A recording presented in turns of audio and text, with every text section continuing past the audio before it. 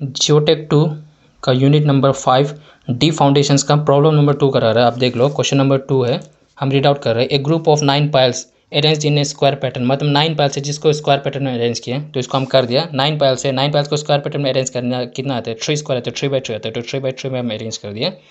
फिर लिखा है with diameter and length of each pile as 25 centimetre and 10 metre, मतलब आपका यहाँ 9 पाइल्स को 3/3 में अरेंज करेगा तो हर एक इंडिविजुअल पाइल, मतलब एक एक पाइल का कितना होगा, डायमीटर कितना बोला, ये डायमीटर जो है 25 सेंटीमीटर है लिखा हुआ है, और लेंथ कितना है बोला, 10 मीटर है। मतलब एक पाइल हो गया, ये पाइल का अगर डायमीटर जो है 25 सेंटीमीटर है, जो आपको यहाँ में दिखाई दे रहा है 25 सेंटीमीटर है, तो इसका टोटल लेंथ कितना होगा, वो 10 मीटर होगा, यहाँ लिखा हुआ है, ठीक है ना, याद रखो। Respectively is use as a foundation in soft clay deposit taking the unconfined compressive strength of clay as 120 kilometre per metre square. हम बता दे रहे हैं unconfined compressive strength, unconfined compressive strength का मतलब होता है क्यू यू। तो अनकन्फाइंड कंप्रेसिव स्ट्रेंथ का वैल्यू कितना है बोला है 120, मतलब क्यू यू का वैल्यू कितना है 120 किलोमीटर पर मीटर स्क्वायर आता है। तो क्यू यू जो है किसका फॉर्मूला, किसका सिंबल है, अनकन्फाइंड कंप्रेसिव स्ट्रेंथ का सिंबल, ये याद रखो, ठीक है ना। And the pile spacing of 100 centimetre centre to centre है। सेंटर टू सेंटर मतलब क्या हो गया, जितना भी आपका पाइल्स आप 3/3 में अरेंज किया है, हर पाइल का बीच में जो सेंटर टू सेंटर डिस्टेंस होगा वो 100 सेंटीमीटर होगा बोला।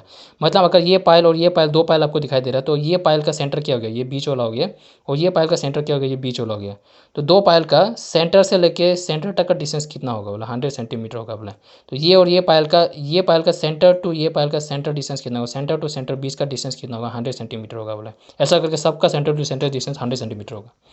अभी देखो फिर लिखा है सेंटर टू सेंटर डिस्टेंस कितना है, 100 सेंटीमीटर होगा बोला। अभी उसके बाद देखो फाइंड द टोटल और find the load capacity of the group लिखा है, मतलब आपको लोड कैपेसिटी उसका स्ट्रेंथ कैलकुलेट करना है। एडेशन फैक्टर कितना है बोला, 0.75 है बोला, 0.7। एडेशन फैक्टर का मतलब alpha equal to M equal to 0.75 है बोला, ठीक है ना, याद रखो। इसका अगर आप लिखना है तो ऐसा लगता है alpha equal to M equal to 0.75 है बोला। किसी किसी बुक में अल्फा दिया होता है, किसी किसी बुक में एम दिया होता है। तो एडिएशन फैक्टर का दो सिंबल होता है, अल्फा हो सकता है नहीं तो एम हो सकती है, कोई भी हो ये दोनों में से, उसका वैल्यू 0.75 है बोला है। तो क्वेश्चन में गिवन डाटा क्या है, एम का वैल्यू, अल्फा का वैल्यू 0.75 है, unconfined compressive strength Q you का value 120 kilometre per metre square है बोला है, ठीक है ना। अभी याद रखो जब भी आपको unconfined compressive strength Q you का वैल्यू दे देता है, सी का वैल्यू कैलकुलेट करना बहुत ईजी है। तो इसको रट्टा मार लो, हम डेरिवेशन में लिखा हुआ है, प्रीवियस पेज में रेफर करके देख लो। अगर आपका पास सी क्यू यू का वैल्यू दिया हुआ है अनकन्फाइंड कंप्रेसिव स्ट्रेंथ का वैल्यू, तो unconfined compressive strength Q you का वैल्यू से आप सी का वैल्यू आराम से निकाल सकते हैं। क्यू यू का वैल्यू को बस डिवाइडेड बाई 2 कर दो, तो क्यू यू का वैल्यू अनकन्फाइंड कंप्रेसिव स्ट्रेंथ का वैल्यू को डिवाइडेड बाई 2 करने से आपका सी का कोहेजन का वैल्यू मिल जाता है। इसलिए इसका वैल्यू दिया हुआ है, कितना दिया हुआ है, क्यू यू का वैल्यू 120 दिया हुआ है ना, तो सी का वैल्यू निकालने के लिए क्यू यू का वैल्यू से 2 को डिवाइड कर दो, तो C equal to Q U by 2 है। क्यू यू कितना है, यहाँ दिया हुआ है 120 डिवाइडेड बाई 2 करो 60, मतलब कोहेजन का वैल्यू कैलकुलेट कर चुके कितना है, 60 किलोमीटर पर मीटर स्क्वायर है। ये फिक्स वैल्यू है, इसको रटा मार लो, ये डेरिवेशन में हम दिया हुआ है, पेज टर्न करके देख लो।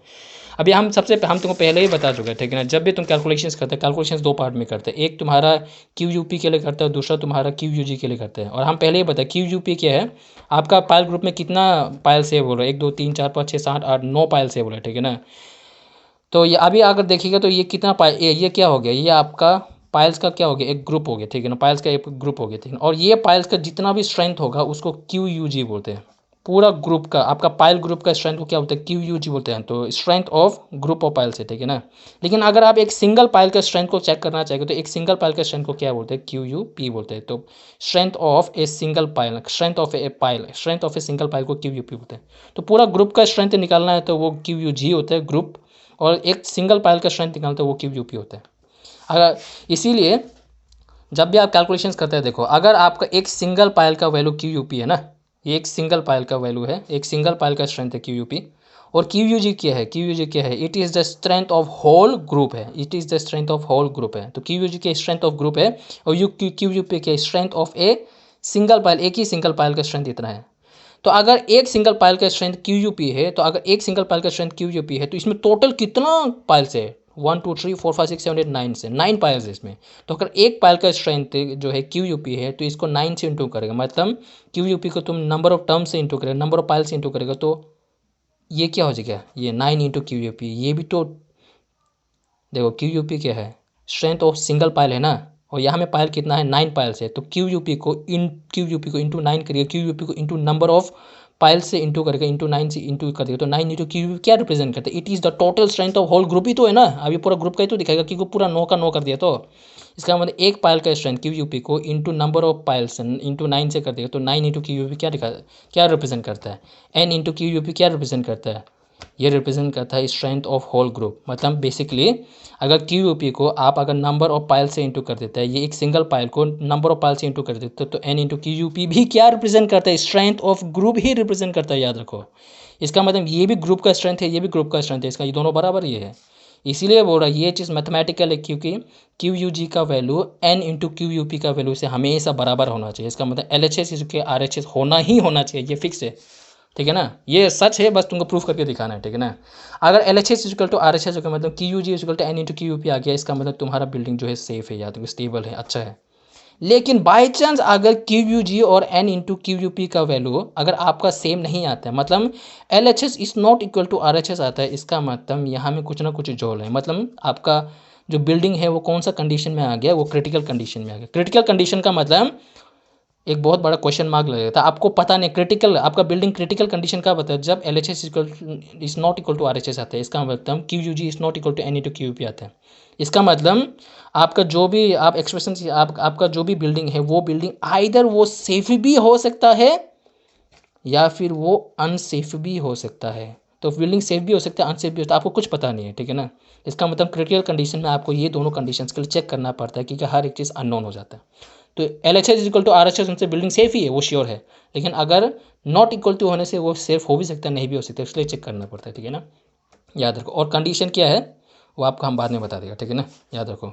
तो एक बार इसीलिए अगर आपको L H S equal to R H S है या नहीं है, L H S equal R H S equal to है या नहीं है चेक करना है, तो सबसे पहले क्यू यू जी का वैल्यू निकालो, फिर क्यू यू पी का वैल्यू निकालो, फिर उसको एन से इंटू करते हो। एन का वैल्यू तो 9 दिया हुआ, नंबर ऑफ पाइल्स 9 है बोला, ठीक है ना। इसका मतलब ये क्यू यू जी और क्यू यू पी का वैल्यू निकाल, ये दोनों को एक एक बार निकालना है। तो सबसे पहले हम क्यू यू पी निकालेंगे। क्यू यू पी क्या है? क्यू यू पी क्या है? स्ट्रेंथ ऑफ सिंगल पाइल है ना, तो सब फर्स्ट हम फॉर सिंगल पाइल हम कैलकुलेट करें, फॉर इंडिविजुअल पाइल हम कैलकुलेट करें। क्यू यू पी का फॉर्मूला क्या है? Q U P equal 9 C A P plus alpha C bar A S है, याद रखो। अभी Q U P equal this plus this है, और 9 सी ए पी क्या है? 9 सी ए पी क्या है? एंड फ्रिक्शन है। 9 सी ए पी क्या एंड फ्रिक्शन रिप्रेजेंट करता है, और alpha C bar A S क्या रिप्रेजेंट करता है? स्किन फ्रिक्शन रिप्रेजेंट करता है। मतलब end friction plus skin friction साथ में मिलकर ही आपका Q U P strength of single pile represent करता है, याद रखो, ठीक है ना। हाँ, और फॉर्मूला में आप पहले ही बता चुके, प्रॉब्लम नंबर 1 और डेरिवेशन में पेस्ट टर्न करके देख लो। एपी का देखो ये क्या है आपका? एंड फ्रिक्शन है, तो एपी क्या हो गया? Area of and friction, area of and friction हो गया, एरिया ऑफ क्या हो गया? एंड हो गया। तो अगर आपका ये पाइल है तो आपका एपी का मतलब कि एरिया ऑफ एंड आ गया, तो एंड का मतलब कि ये पाइल है, पाइल का एंड किसको बोलते हैं? इसको बोलते हैं। और पाइल का एंड कौन सा शेप में है? सर्कुलर शेप में दिखाई दे रहा है, सर्कुलर शेप में है। इसका मतलब एपी एरिया ऑफ एंड क्या आ गया? एपी का मतलब कि एरिया ऑफ सर्कल आता है, तो AP is equal to pi D square of area of. Diameter कितना है? डायमीटर 25 सेंटीमीटर है, मतलब 0.25 सेंटीमीटर। तो पाई बाई 4 यहाँ डाल दिया, उसके बाद डी में 0.25 स्क्वायर डाल दिया, ये एपी का वैल्यू होता है। अभी ए एस का मतलब क्या है? अभी देखो ये किसका एरिया है? ये अल्फा सी बार एस किसका है? ये जो है स्किन फ्रिक्शन का फॉर्मूला है, तो ए एस का मतलब क्या है? Area of skin friction. Area का मतलब ए एस का मतलब क्या? एरिया ऑफ स्किन फ्रिक्शन हो गया। और डेरिवेशन में हम पहले डेराइव करके बता चुके, एक्सप्लेन भी किया न्यूमेरिकल नंबर 1 में, कि ए एस का फॉर्मूला क्या? ए एस का फॉर्मूला होता है पाई डी एल होता है, A S is equal to pi D L होता है। तो ए एस का फॉर्मूला क्या है? पाई डी एल है। पाई का वैल्यू दिया हुआ है, डी का वैल्यू 0.25 है, और एल का वैल्यू लेंथ और पाइल कितना दिया हुआ है? यहाँ में 10 मीटर पहले से दिया हुआ, तो डाल दिए, तो ये ए पी और ए एस का वैल्यू निकल गया। अभी क्यू पी का वैल्यू क्या है? Q P is equal to 9 C A P plus alpha C bar A S है, सबका वैल्यू डाल दो। अभी देखो, अभी सबका वैल्यू डाल दो। 9 यहाँ पुट कर दिया। सी का वैल्यू कितना है? सी का वैल्यू 60 पहले ही निकाल के रखा हुआ है, तो सी का वैल्यू हम 60 डाल दिया। अभी ए पी का वैल्यू क्या? ए पी मतलब कि A P pi by 4 into 0.25 करो, उसको यहाँ प्लेस कर दिया। प्लस अल्फा का वैल्यू कितना है? अल्फा का वैल्यू दिया हुआ है हमें, अल्फा का वैल्यू 0.75 दिया हुआ है, अल्फा का वैल्यू 0.75 है, तो अल्फा का 0.75 डाल दिया। सी तो जो है कोहेजन है 60 है, और ए एस का वैल्यू कितना है? ए एस का वैल्यू कितना? इतना, इसको यहाँ उठा के यहाँ प्लेस कर दो। आपका क्यू यू पी का वैल्यू कितना आ गया? 379.94 आ गया। 379.94 मतलब नियरली 380 होता है, इसलिए 379.94 का जगह में Q U P is equal to nearly आपका 380 किलो न्यूटन हो गया, ठीक है ना। इसका मतलब आपको पहले क्यू यू पी निकालना है, उसके बाद आपको क्यू यू जी निकालना है, उसको एन इंटू एन करना है, उसके बाद चेक करना है कि L H S equal to R H S है कि नहीं है। तो एन जो है 9 है, नंबर ऑफ पाइल्स कितना? 9 है, आपको पता हो गया। अभी क्यू यू पी का वैल्यू है, आपको पता हो कितना? 380 हो गया, 380 हो गया, आपको पता हो गया। तो अभी L H S equal to R H S है कि नहीं, इसको पता करने का सब लास्ट में आपको क्या कैलकुलेट करना बाकी है? सिर्फ आपको क्यू यू जी कैलकुलेट करना बाकी है, मतलब ग्रुप ऑफ पाइल्स का स्ट्रेंथ है, तो strength of group of piles. तो सेकंड में आप क्या करेगा? सबसे पहले आप क्यू यू पी निकाल चुके हैं, आप सेकंड में क्या कैलकुलेट करेगा? QUG कैलकुलेट करना है। वो क्या है, पायल ग्रुप का स्ट्रेंथ है। तो QUG का फॉर्मूला क्या है, 9CB² प्लस 4BL है। क्वेश्चन नंबर 1 रेफर करो, क्वेश्चन नंबर न्यूमेरिकल नंबर 1 और आपका प्रीवियस डेरिवेशंस को रेफर करो, उसमें एक्सप्लेन किया हुआ है कि B² कैसा है, 4BL कैसा है, सब कुछ बताया हुआ है। तो QUG equal to 9CB² plus 4BL। अगर आपको इसका न्यूमेरिकल करना है तो सिर्फ आपको एक ही चीज़ अननोन है, C क्या है, कोहेजन पता है, L लेंथ पता का वैल्यू पता है, कोहेजन का वैल्यू पता है, आपको सिर्फ B का वैल्यू चाहिए, ठीक है ना, याद रखो, सिर्फ B अननोन है। तो अगर आपका ये पायल ग्रुप को देखिए तो ये पायल ग्रुप में देखो 3/3 का टर्म्स अरेंज किया हुआ, पहले ही बताया था। और B का मतलब क्या है, ब्रेथ ऑफ फाउंडेशन। B का मतलब क्या है, ब्रेथ ऑफ फाउंडेशन। और ब्रेथ ऑफ फाउंडेशन का मतलब B है, B है, B है, B है, क्योंकि ये स्क्वायर है, हर साइड सेम है। तो अभी हम आपको पहले ही बताया सेंटर टू सेंटर डिस्टेंस का, और आपका पहले बताया सेंटर टू सेंटर डिस्टेंस कितना है, एक पायल का सेंटर और दूसरा पायल का सेंटर।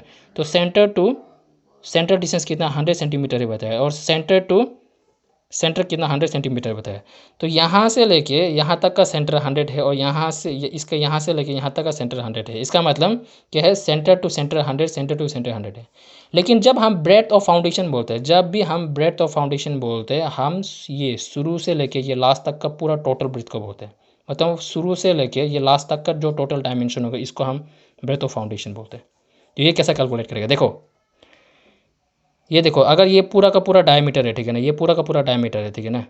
तो अभी देखो सेंटर टू सेंटर कितना है बोला, सेंटर टू सेंटर कितना है बोला, 100 है बोला। मतलब ये सेंटर से लेके ये सेंटर तक कितना है बोला, 100 सेंटीमीटर है बोला। तो ये बाकी कितना बाकी है, अगर ये पूरा का पूरा डायमीटर है, ये पूरा का पूरा डायमीटर D है, तो ये कितना होगा, ये बाहर का वाला ये D/2 होगा। ये क्या होगा, D/2 होगा। और यहाँ से लेके यहाँ तक ये D/2 हो गया। फिर यहाँ से लेके यहाँ सेंटर टू सेंटर 100 हो गया। फिर यहाँ सेंटर से लेके इसका सेंटर 100 हो गया। और ये बाकी क्या होगा, ये पूरा डायमीटर का आधा होगा ना ये, तो ये भी D/2 हो गया। तो टोटल ब्रेथ निकालना है तो क्या करेगा, D/2 प्लस 100 प्लस 100 प्लस ये D/2 करना पड़ेगा। तो ब्रेथ क्या है, D/2 plus 100 plus 100 plus D/2 है। तो डायमीटर 25 है, सेंटर टू सेंटर 100 100 है और 25 है। तो ये पूरा सेंटीमीटर में, तो ब्रेथ का वैल्यू कितना आएगा, 225 सेंटीमीटर आएगा। तो breadth B equal to 2.25 metre आएगा, ठीक है ना। अभी ये 2.25 मीटर को B और B में पुट करो। C का वैल्यू 60 दिया है, C का वैल्यू 60 है, और लेंथ का वैल्यू कितना है दिया हुआ, 10 मीटर दिया हुआ, वो क्वेश्चन में मेंशन किया हुआ 10 मीटर लेंथ है, और कोहेजन का वैल्यू 60 है, पहले से निकाल चुके। इसको जब तुम ये गिवन फॉर्मूला में लास्ट में इसमें डालेगा तो तुम्हारा आंसर कितना आ जाएगा, QUG का वैल्यू आएगा तुम्हारा 8133.75 है। अभी देखो QUG का वैल्यू कितना, 8133.75 है, ठीक है ना, 8133.75। तो अभी QUG का वैल्यू कितना आ गया तुम्हारा, इसका वैल्यू कितना है यहाँ में देखो, 8133.75 है। अभी देखो चेक करो LHS इक्वल टू RHS है कि नहीं, देखो क्योंकि QUG क्या है, ग्रुप का पूरा पायल ग्रुप का तुम्हारा स्ट्रेंथ है, और QUP के एक सिंगल पायल का स्ट्रेंथ है। लेकिन इसको नंबर ऑफ पायल से इंटू करने से ये भी तो क्या रिप्रेजेंट करता है, ये भी तो ग्रुप का ही रिप्रेजेंट करता है ना। और ये तो वैसे भी ग्रुप का ही रिप्रेजेंट करता है। तो ग्रुप और ग्रुप दोनों सेम ही है, ग्रुप स्ट्रेंथ ऑफ ग्रुप ये दोनों सेम होना चाहिए। तो LHS इक्वल टू RHS है कि नहीं चेक करो, 8133.75 है। और ये क्या है, 9 इंटू 380। अभी देखो 9 इंटू 380, तो 9 इंटू 380 करेंगे तो आंसर कितना आता है, देखो चेक करो, 3420 आता है। तो देखो अभी देखो 3420 यार। अभी देखो LHS और RHS सेम है नहीं है, इसका मतलब तुम्हारा बिल्डिंग क्या है, तुम्हारा बिल्डिंग क्या है अभी अनसेफ है। इसका मतलब पूरा बिल्डिंग अनसेफ है। तो पता भी चल कि बिल्डिंग अनसेफ है, ये भी पता चल गया। लेकिन साथ में तुमको ये भी पता चले QUP का वैल्यू 380 होता है, साथ में ये भी पता QUG का वैल्यू 8133.75। तो क्वेश्चन में क्या पूछा, वही पूछा था, find the load capacity of the group पूछा था, ठीक है ना। तो तुम्हारा QUG का वैल्यू तुमको मिल गया, वो 3000, वो है तुम्हारा QUG का वैल्यू कितना है, 8133.75 आ गया, ठीक है ना, याद रखो।